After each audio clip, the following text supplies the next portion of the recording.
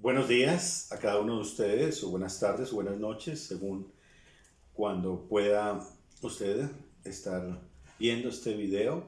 Gracias al Señor por la vida de cada uno de nosotros, porque nos da la oportunidad de estar presentes en esta vida, en este mundo que el Señor ha creado, que Dios ha creado para su propio gozo y disfrute, pero también para darnos la oportunidad de conocerlo más a Él, no solamente por la creación natural que Él ha realizado, sino por una cercanía y una comunión con Él, una relación paternal que Él desea que todos tengamos con Él, en la medida que nos relacionemos con su Hijo Jesucristo. Jesucristo, nuestro Señor y Salvador, así lo reconocemos, así se nos presenta en la Biblia, y se nos presenta en la Biblia sobre todo en el testimonio de los evangelios, o los evangelistas, desde Mateo, Marcos, Lucas y Juan. Vemos el testimonio de nuestro Señor Jesucristo como quien es el Salvador de un pueblo, el Salvador de la iglesia que Él creó, que Él conforma y que sostiene también. Es la cabeza de la iglesia. Entonces, las reflexiones que hacemos, el acercamiento que hacemos a la Biblia, sobre todo en el Evangelio, tiene como propósito entender qué fue lo que Dios diseñó para que nosotros no solamente creamos en Él, sino que reconozcamos que no tenemos la posibilidad de acercarnos a Él, sino quien nos acerca a Dios mismo es su Hijo Jesucristo, la segunda persona de la Santísima Trinidad encarnado. En ese orden de ideas, Jesús se presenta como el Hijo de Dios, pero Él no se revela de una manera escueta, sino que va dando señales, no solamente milagrosas y de sanación, sino también en sus conversatorios, en sus diálogos, en sus sermones, en sus predicaciones, en sus enseñanzas, que tienen no solamente el equilibrio, la doctrina cristológica, sino también la aplicación en la vida diaria, en la cotidianidad o la aplicación de la palabra del reino de los cielos a nosotros. De por sí Él dijo eso: he aquí el reino de los cielos se ha acercado, refiriéndose a Él mismo. Y como el reino de los cielos se ha acercado, Él mismo está expresando valores del reino que generalmente van en contravía de lo que tradicionalmente nosotros creemos o vivimos. Parámetros normales de la vida pueden ser realmente y llegan a ser unos valores que van en contravía de los valores del reino de los cielos. El tema que estamos tratando, que es un tema que nos corresponde la sincronía del Evangelio, la medida que el Señor Jesús va predicando, tiene que ver con la acumulación de bienes, la codicia, la avaricia, la administración de los recursos, la acumulación del dinero, pero es un tema que en ocasiones es mal enseñado, mal interpretado o sencillamente es acomodado a necesidades codiciosas de algunas personas que enseñan la palabra de Dios, pero con intereses eh, económicos o terrenales. Es así que el Señor nos enseña más que eso a vivir. Nos enseña a vivir. Dios nos enseña a vivir para Él. Y no tiene que uno estar como en algunos momentos de la historia eclesiástica, donde los monásticos se apartaban del mundo terrenal, del mundo corrupto, y hacían su propia vida. Algo parecido a los esenios en tiempos de Juan el Bautista y el Señor Jesús, apartados como de que todo lo que está en esta vida terrenal y todos los estigmas que hay están entonces acumulados en una aldea solitaria. No es así. Realmente el Señor nos dijo claramente que no pertenecíamos a este mundo, nos dijo claramente que este mundo no es nuestro hogar, no es nuestra casa, y que aunque nosotros estuviéramos desarrollando nuestra vida en este mundo, nuestro mundo es otro, el reino de los cielos. Y nos enseñó a vivir conforme al reino de los cielos. Es así, sin más introducción, en Lucas, que es el evangelio que hemos seguido durante algunas semanas, en el capítulo 12 nos dice, por ejemplo, desde el versículo 13 al 21, hablándonos acerca de la acumulación de los bienes, enseñándonos por medio de una parábola que en algunas Biblias se titula El rico insensato, pero es un hombre que en la parábola es el protagonista de la persona hacendada que tiene muchos terrenos y que tiene unas muy buenas cosechas, y su preocupación es la acumulación, dónde va a guardar lo que, o dónde va a acumular lo que está cosechando, ya que está pensando en su propio retiro y está pensando también en que sus graneros son muy pequeños. El Señor, por medio de la parábola, exhorta contra la avaricia y la codicia, pero en el versículo 21 dice algo muy interesante que tiene que ver con el tema de hoy. En Lucas 12:21 dice, así es el que hace para sí tesoro y no es rico para con Dios. Así dice. Diciendo pues que ese hombre del cual habla la parábola es un necio porque está pensando en sí mismo, está pensando en sus propios planes de riqueza y de retiro, pero le está diciendo en cualquier momento puedes morir y no sabes quién se va a quedar con todas tus riquezas. Así es, dice, es el que hace para sí tesoro y no es rico para con Dios. Pero aquí queda esa frase como en una incógnita. ¿A qué se refiere y que no es rico para Dios?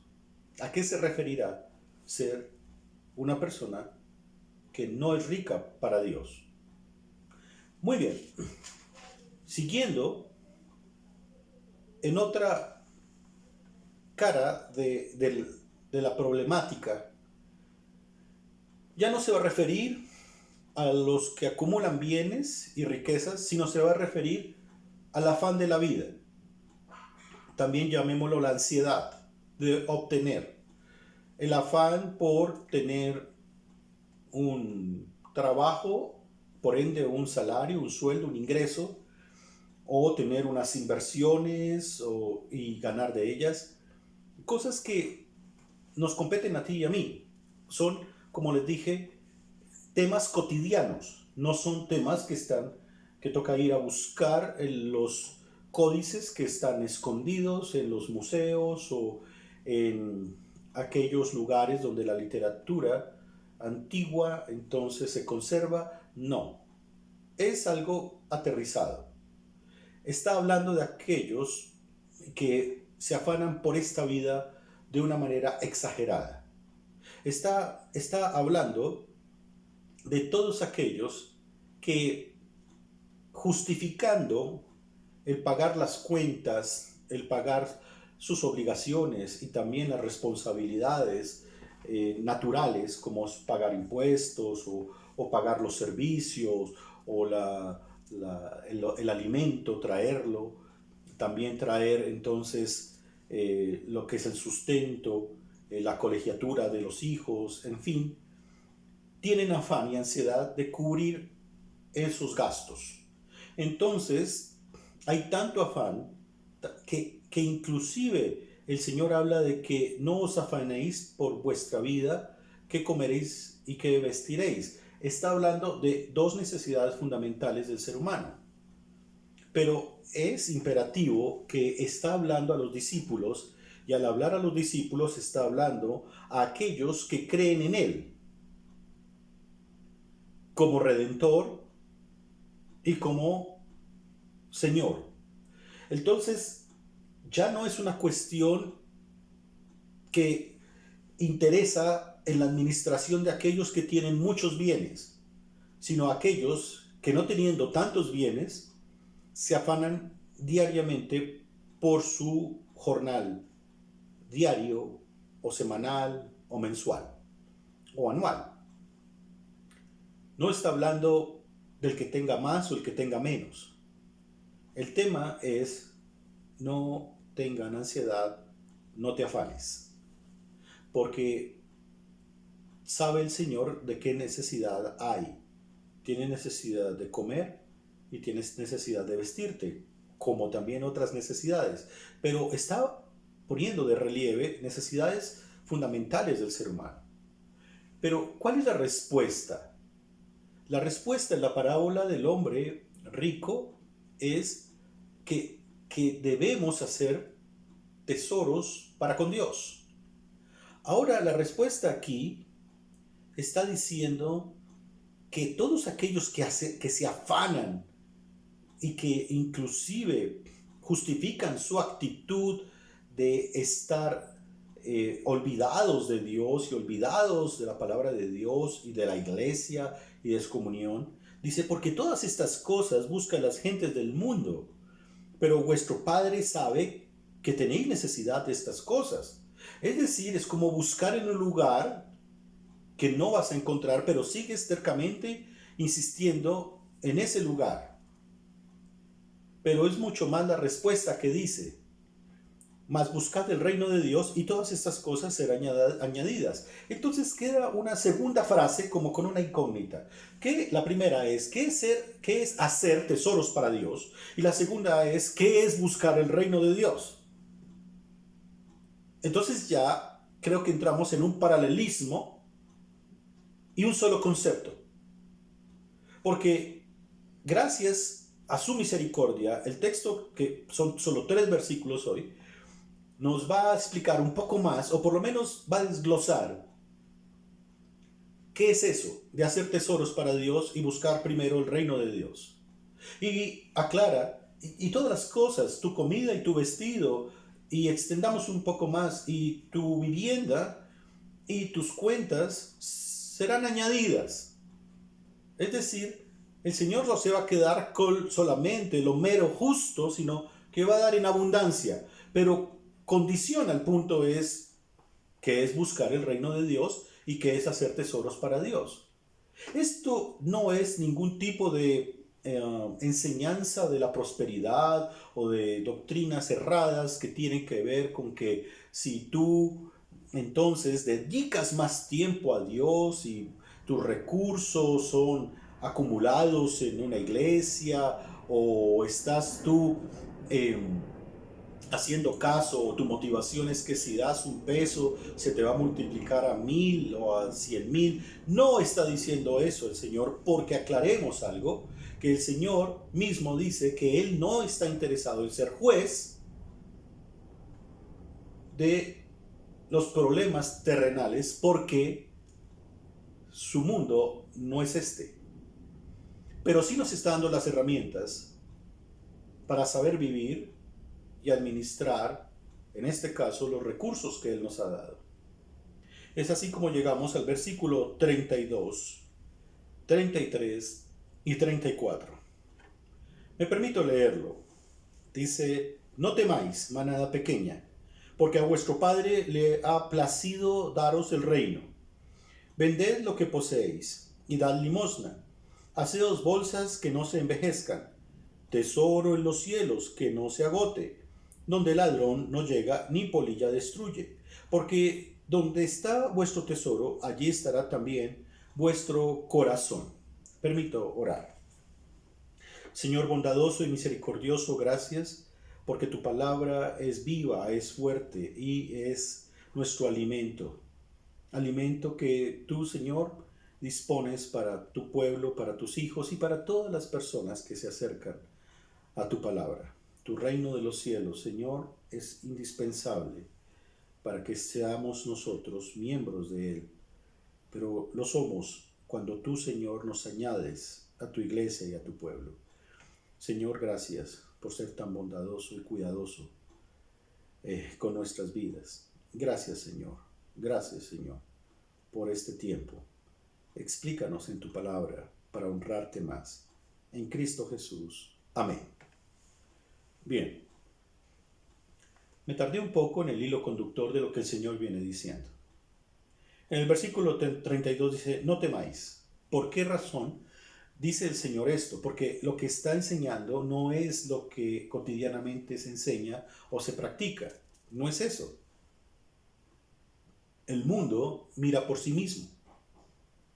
Una de las cosas de la prensa de hoy, que llegó como titular de la prensa de hoy, con relación a todo lo que hemos vivido en casi un año o un año de pandemia, es que los gobiernos del mundo, aunque quieren eh, presentar un plan de ayuda mutua, realmente cada estado, cada gobierno está velando por sí mismo. Es algo así como la frase de sálvese quien pueda. Entonces, cuando leemos no temáis, manada pequeña, tiene que ver con que el mundo presenta en sí mismo algo que es natural de él, del mismo mundo. Es el egoísmo, la envidia y el alimento propio por sí mismo. Es decir, no me importa lo que pase con los demás, primero estoy yo. Y nacemos nosotros inclusive en nuestra manera natural viendo esa perspectiva.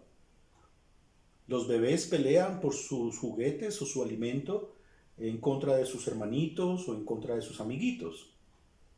Es algo natural que está enraizado en el corazón del ser humano, velar por sí mismo, tener en cuenta solamente sus necesidades propias. El reino de los cielos responde a necesidades propias, pero asimismo e igual a necesidades de una comunidad, de un grupo o del prójimo.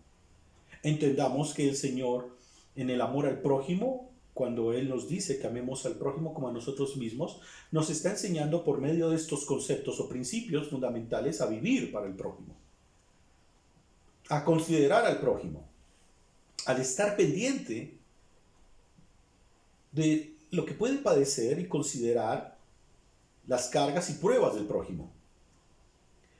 Por eso las enseñanzas como estas del dinero, la administración de los recursos, la acumulación de los bienes, a veces retiñen los oídos y caen un poco mal, porque va en contra de conceptos de mi propio bienestar o mi propia necesidad. Y es muy complicado, si no tenemos el Espíritu de Dios, practicar estas cosas adecuadamente para darle la gloria al Señor en una voluntad que Él revela y que es agradable y perfecta. Tal vez si nos extendemos un poco más en la consideración, podría ser a nuestro núcleo familiar. Consideramos a nuestros hijos, a nuestras esposas, esposos, a nuestros padres. Se extiende, pero en un radio muy pequeño. Es decir, el espectro que el Señor nos está diciendo es, esto es un poco más amplio. Porque la expresión del reino de los cielos, y le está hablando a los discípulos, es contra el mundo. Pero les dice, ustedes son como una manada pequeña. Expresión única de Lucas. Hay que entender que Lucas es el único que usa esta expresión aquí. Y les dice, no teman, manada pequeña. Porque siempre hay una sensación de que los que practican las cosas del reino de los cielos van en contra de una manada grande que busca lo suyo. En una ciudad como la que yo vivo y la que nací, como es Bogotá, las personas, no ha salido el sol y ya estamos madrugando para ir a nuestros proyectos personales. Estudio o trabajo, pero voy a anteponer un posesivo, mi trabajo, mi estudio, mis logros, mis alcances, mis metas. Y probablemente ni siquiera es practicado principios como estos, de la generosidad, de la amplitud, de la benevolencia, de la misericordia. Claro, ¿por qué? Porque estás afanado en cubrir tus propios gastos o egresos. Estás afanado con eso. Y si tu ministro, entiéndase en el contexto que sea, tu ministro cristiano te dice, oye, tienes que pensar por los necesitados. Dice, pero ¿de dónde si no me alcanza? Tengo deudas bancarias, tengo deudas con la universidad, tengo deudas con el colegio, tengo deudas con los servicios públicos. ¿De dónde?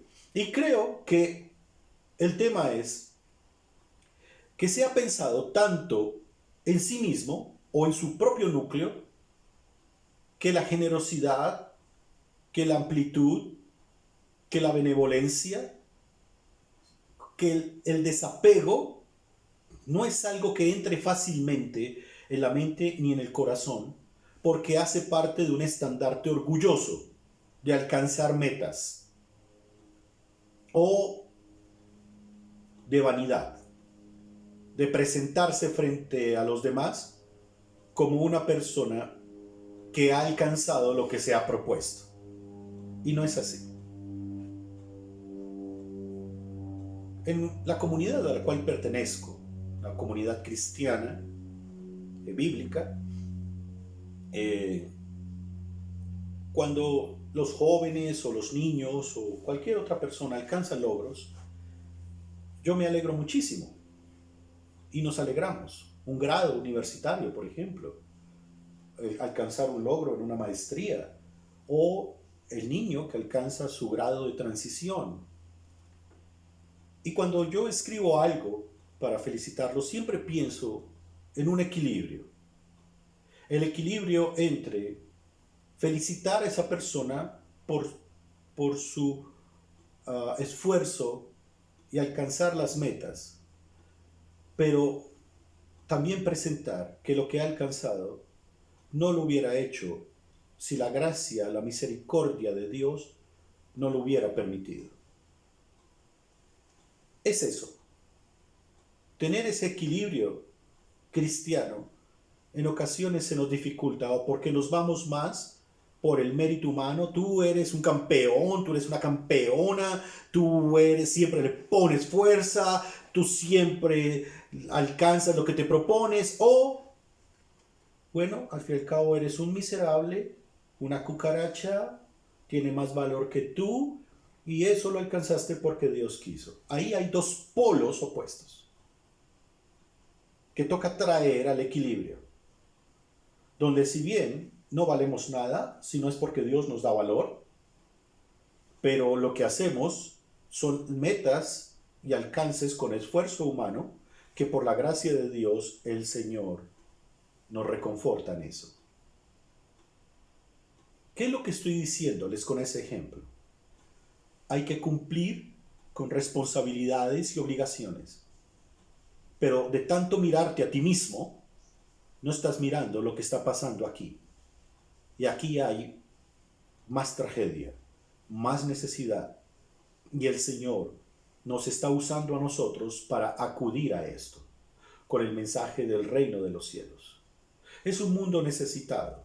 Sí, hay que estudiar mucha doctrina, hay que estudiar en seminarios y universidades para capacitarnos, como en este caso, dar un mensaje de 30, 40 minutos. No es un mensaje espontáneo, es un mensaje preparado, donde hay un cúmulo de estudio. Pero aquí hay una necesidad visible. Hay enfermedad, hay hambre, hay guerra, hay egoísmo, hay vanidad. Entonces, aquellos que Dios ha llamado a pertenecer al reino de los cielos, nos dice, ustedes son como una manada pequeña, pero no teman, porque este mundo, aunque aparentemente es más fuerte, yo estoy con ustedes, y Él nos está cuidando. Así que no teman, dice, porque a vuestro Padre le ha placido daros el reino de los cielos. Aunque aparentemente es una manada pequeña, es el reino de los cielos que es inmenso. Pero la manada pequeña es como la impresión que tenemos que siempre vamos en contravía. Parecemos como el salmón que siempre nada en contra de la corriente. Entonces, si queremos nosotros expresar generosidad, estamos enfrentándonos a un mundo egoísta, a un mundo envidioso y celoso, a un mundo vanidoso y de apariencias, a un mundo que inclusive ahora se place presentarnos solamente noticias mediáticas para confundirnos. Estamos nosotros enfrentando a un enemigo que está en las ideas, está en los pensamientos, está en las emociones. Y eso nos ha afectado a nosotros porque, en cierta manera, no queremos vernos como un bicho raro frente a una comunidad más grande. Entiéndase esto, puede suceder en la familia, puede suceder en el trabajo, puede suceder en tu contexto de estudio, en tu universidad, en tu colegio. Pero lo cierto es que el Señor nos dice, no temas. Y está hablando en términos de administración de recursos. Claro, se puede extender este principio a muchas áreas de la vida cristiana, pero está hablando fundamentalmente de hagan lo diferente al mundo. Y voy a explicar el siguiente texto porque a veces es mal entendido. Dice, vende todo lo que poseas y dad limosna, haced bolsas que no se envejezcan, como acumula en el banco, no acumules en el banco, tesoros en los cielos que no se agote, donde el ladrón no llega ni polilla destruye. Voy a leerlo de nuevo. Vended lo que poseéis y dad limosna. Haceos bolsas que no se envejezcan, tesoro en los cielos que no se agote, donde el ladrón no llega ni polilla destruye. Entonces, hay que aclarar el texto que el Señor no está diciéndonos que obligatoriamente para mostrar el reino de los cielos tenemos que vender todo lo que poseamos, sino está hablando de posesiones o acumulaciones. Véndalos. O dad limosna, regálalo. ¿Sí? Porque creo que a veces lo que nos afecta es ese punto de que si yo tengo más bienes, más importante voy a ser en el mundo. Puede que sí, en este mundo, pero no para el reino de los cielos. En cierta forma, el reino de los cielos, llamémoslo así, en esta ocasión solamente, es más pragmático. Tu vida es más importante que el vestido y que la comida. Eso es lo que el Señor nos ha enseñado. Y que el afanarse, ¿qué nos puede traer tanto afán? Por ejemplo, voy a decirlo de esta manera, pero sin obviamente juzgar a nadie.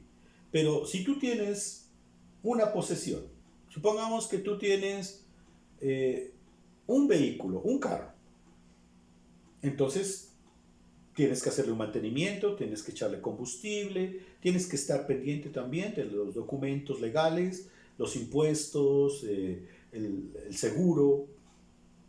Pero si tienes dos vehículos, tienes que hacer el mismo ejercicio del primer vehículo. Tienes que hacerle un mantenimiento, tienes que estar pendiente del combustible, tienes que pagar el impuesto y tienes que pagar un seguro. Pero si tienes 3 o 4 o 5 vehículos, tendrías que hacer el mismo ejercicio 5 veces. Y ahí es donde te tienes que preguntar, ¿qué necesidad tienes tú de tener 5 posesiones si puedes tal vez hacerlo con menos? Porque tal vez teniendo 5 ya entras en una ansiedad y en un afán.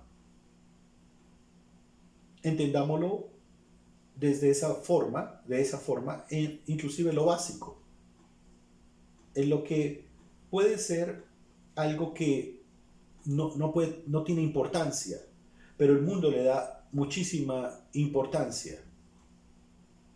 ¿Por qué? Porque aquí hay un problema del corazón. Si tú tienes esas posesiones y no te afanas y no tienes ansiedad, e inclusive no pertenece a la acumulación de bienes, sino que eso pertenece tal vez a todo un proyecto de ayuda o de benevolencia y misericordia, pues hazlo. Pero si eso es solamente para presentar una acumulación de bienes, es como si tú tuvieras una tarjeta de crédito. Si tienes una tarjeta de crédito, tienes que estar pendiente de cómo usarla con sabiduría, sabiendo que lo que usas con esa tarjeta es un préstamo bancario que te va a cobrar un interés y también tienes que estar pendiente de las cuotas para pagar ese préstamo.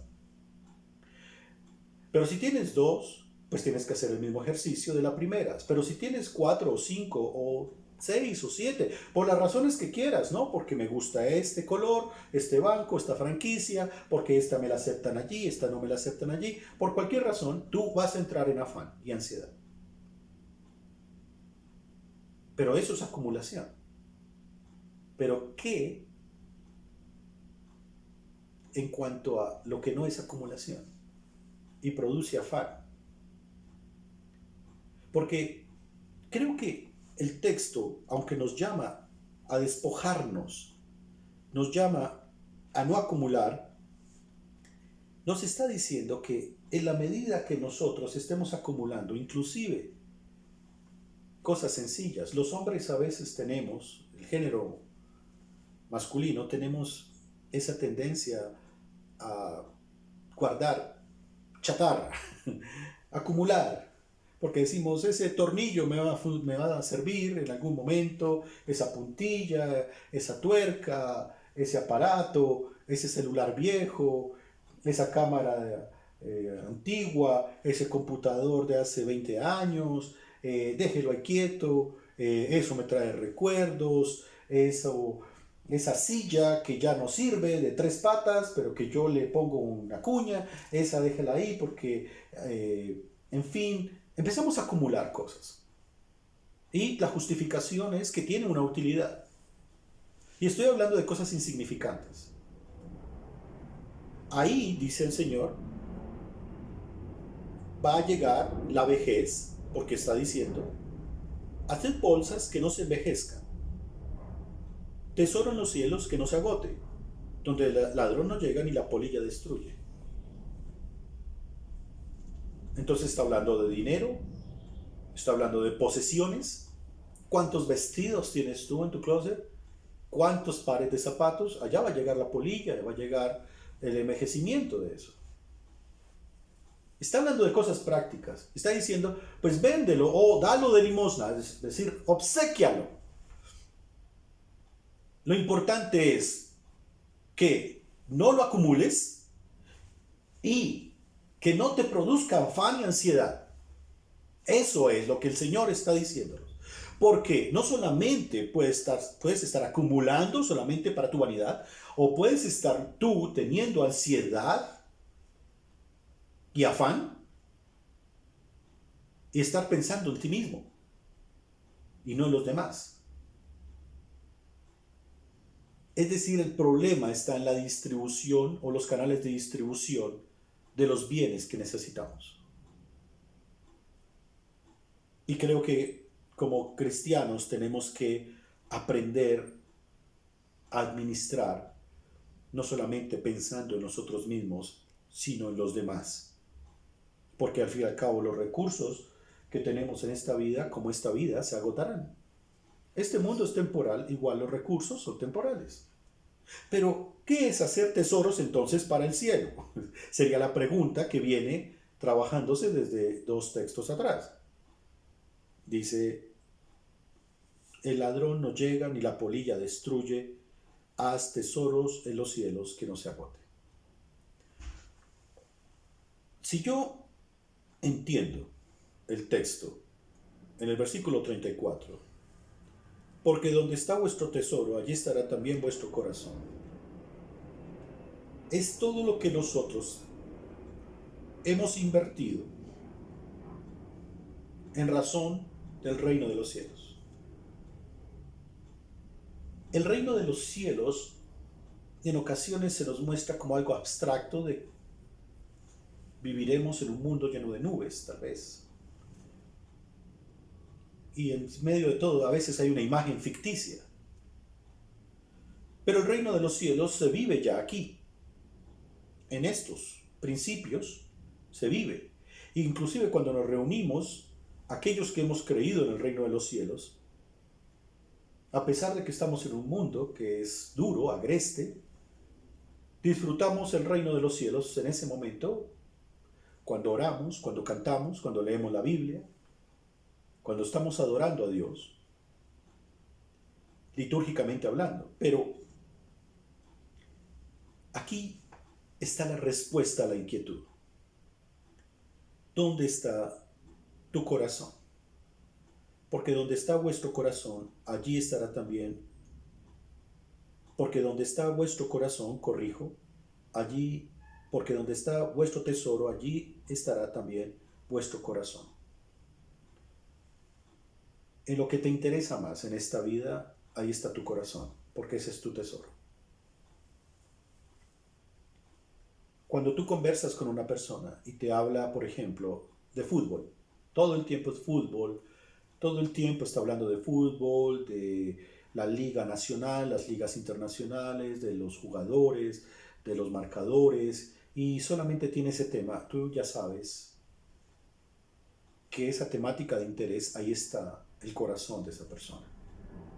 Si una persona está hablando de posesiones, dinero, ganancias, ya sabes que esa persona tiene ese interés ahí, ahí está su tesoro, ahí está su corazón.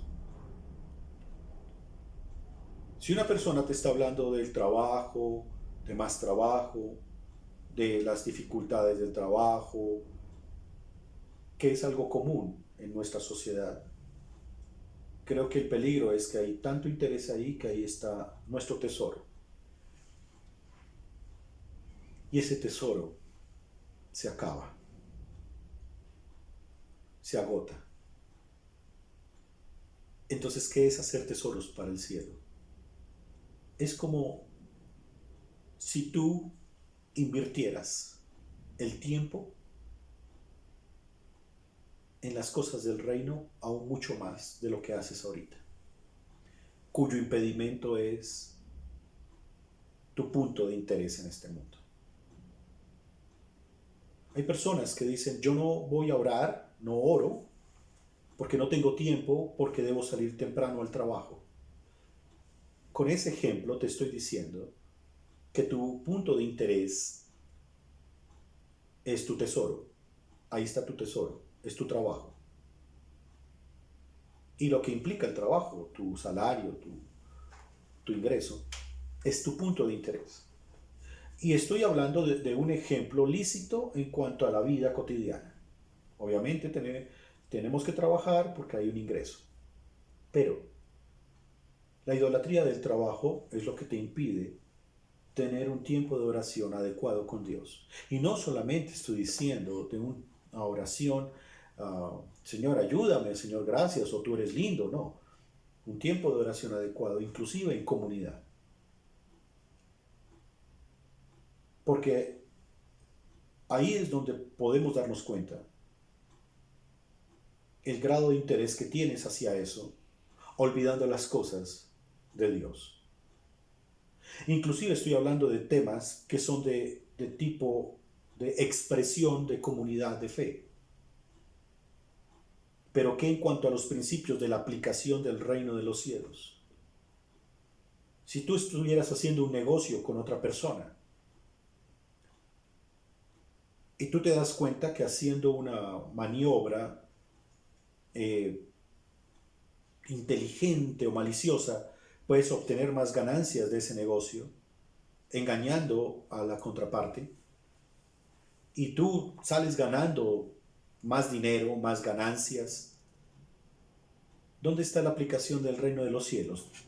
Si tú haces eso, ya sabes, ya sabes, y no te hagas el desentendido, ya lo sabes, ¿dónde está tu corazón? En ese tesoro, en lo avispado que fuiste, en lo inteligente, en el quien hace las cosas que se propone, pasando por encima inclusive de la nobleza y de la ingenuidad de otra persona o de otras personas. Hacer tesoros para Dios es tener en cuenta estas cosas. El no pensar en ti, sino pensar en Él, en lo que le agrada al Señor. Y el Señor dice, si haces esto, no solamente te daré vestido o comida, sino más cosas. Pero no solamente para ti, sino para distribuir.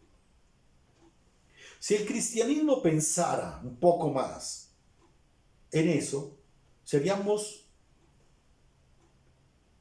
en cierto grado, vistos más adecuadamente y más decentemente por el mundo. El cristianismo es visto por avaros, por codiciosos, por enriquecimiento, por acumulación de bienes, por vanidosos, por arrogantes, por doctrineros orgullosos. Así estamos vistos. Pero eso no es hacer tesoros para el cielo. Eso se agota. Eso es efímero. Eso no tiene la eternidad que tiene el reino de los cielos. Los principios del reino de los cielos no se agotan nunca. Pero es supremamente importante que tú tengas claro el evangelio que crees, porque esa es la base para practicar estas cosas. Porque si tu corazón está en Cristo, ese es tu tesoro, Cristo.